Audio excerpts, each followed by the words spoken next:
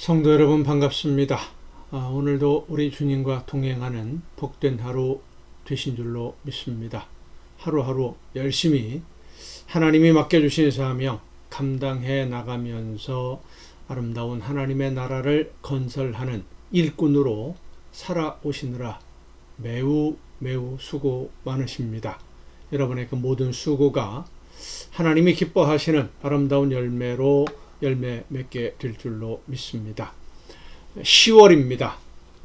9월이 지나고 이제 후반기 10월이 시작되는데 여러분의 모든 삶이 아름다운 열매를 거두는 삶으로 하나님께 기쁨 드릴 수 있기 위해서 얼마 남지 않은 이제 이 3개월의 시간들 동안 더 열심히 하나님이 계획한 일들을 이루어 가시기를 바랍니다.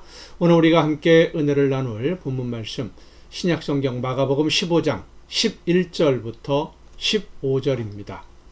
마가복음 15장 11절부터 15절까지의 말씀 봉독합니다. 그러나 대제사장들이 무리를 충동하여 도리어 바라바를 놓아달라 하게 하니 빌라도가 또 대답하여 이르되 그러면 너희가 유대인의 왕이라 하는 이를 내가 어떻게 하랴? 그들이 다시 소리 지르되 그를 십자가에 못 박게 하소서. 빌라도가 이르되 어찌 미냐 무슨 악한 일을 하였느냐 하니 더욱 소리 지르되 십자가에 못 박게 하소서 하는지라. 빌라도가 무리에게 만족을 주고자 하여 바라바는 놓아주고 예수는 채찍질하고 십자가에 못 박히게 넘겨주니라. 아멘. 아무리 잘못된 여론의 선동을 당하고 거짓 소식을 들어서 분노했다고 하더라도 며칠 전까지 메시아일지도 모른다.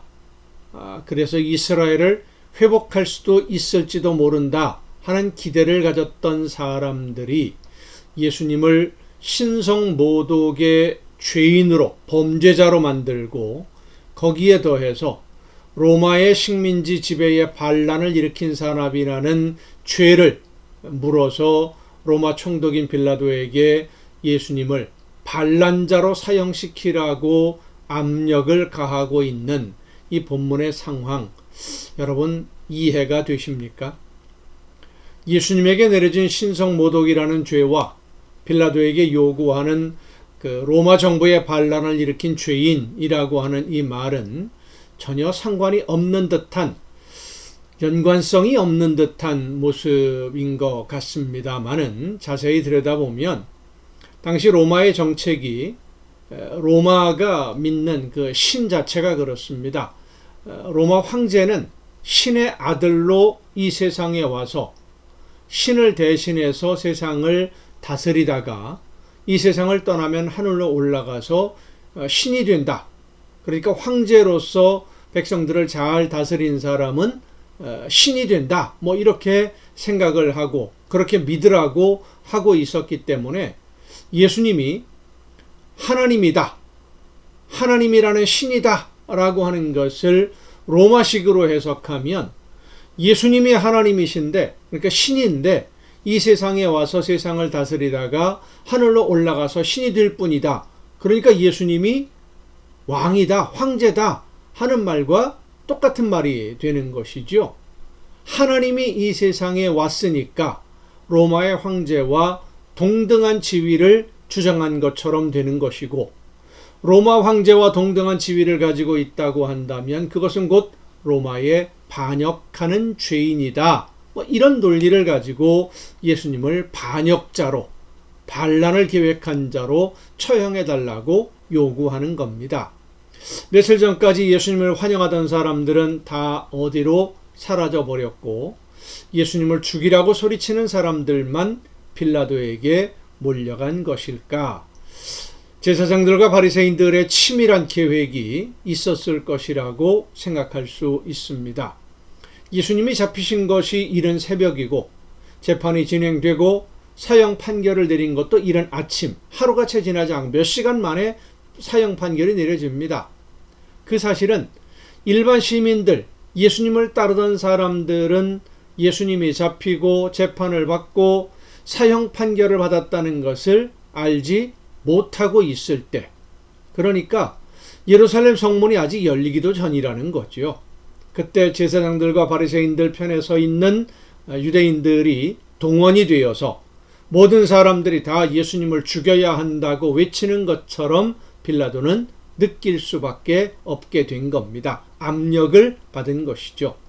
요즘도 보면 어떤 한 정당의 집회에 참석하는 사람들의 이야기만 들으면 온 나라가 다 그렇게 생각하는 것처럼 거기 모인 사람들은 똑같은 얘기하고 있으니까요.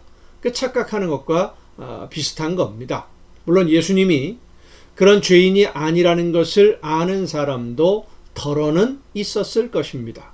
하지만 험악해진 분위기 속에서 반대하는 의견, 예수님이 그런 분이 아니다라는 의견을 이야기한다는 것은 자기 목숨을 내놓는 각오가 없이는 불가능한 일입니다.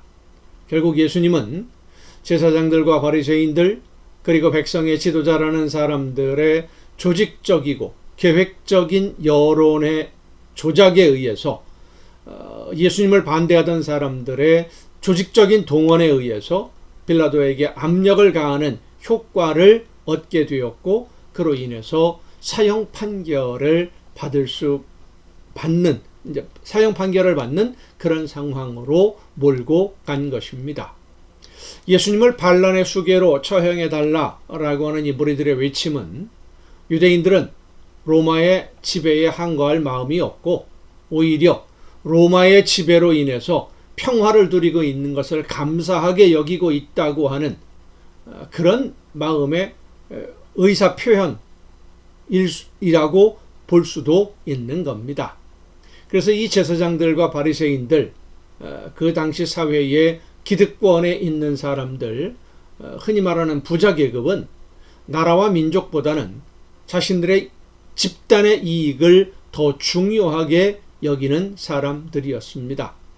자기들이 늘 주장하던 하나님의 뜻을 따르는 것보다는 이권을 확보하는 것을 더 중요하게 여기는 사람들이었고, 하나님의 나라를 위해서 하나님의 말씀대로 실천하는 것이 아니라 자기들만의 왕국을 건설하기 위해서 악마와도 손을 잡는 그런 사람들이었던 것입니다. 그렇게 자기들의 이익을 위해서 수단 방법을 가리지 않던 바리새인들, 제사장들, 유대인들, 결국 로마의 침략으로 인해서 완전히 멸망당하고 말지요. 그리고 2000여 년 동안 나라 없는 민족으로 전 세계를 떠돌며 핍박받는 수모를 당하는 민족이 되고 말았습니다. 성도 여러분, 지금 눈앞에 있는 이익을 위해서가 아니라 하나님의 뜻을 먼저 생각하고 하나님의 계획을 먼저 생각하고 나를 통해서 이루기를 원하시는 하나님의 뜻이 무엇인지를 알아서 그 뜻을 따라 순종하는 삶을 살아내는 여러분 모두가 될 수 있기를 간절히 바랍니다. 기도하시겠습니다. 오늘도 연약한 저희들을 통해서 놀라운 역사를 이루기를 원하시는 아버지 하나님, 하나님이 기뻐하시는 뜻이 무엇인지를 깨닫고 나를 통해서 이루기를 원하시는 그 모든 일들, 예수님의 뒤를 따라가며 하나도 남김없이 다 감당해서 아름다운 하나님의 나라가 우리의 연약함을 통해서도 온전히 이루어지는 기쁨을 누리게 하여 주시옵소서. 이 모든 말씀을 예수님의 이름으로 기도하옵나이다. 아멘. 여러분 오늘도 수고 많으셨습니다. 내일 또 정한 이 시간 이 가정 예배를 통해서 여러분 모두 함께 다 같이 만날 수 있기를 바랍니다. 내일 뵙겠습니다.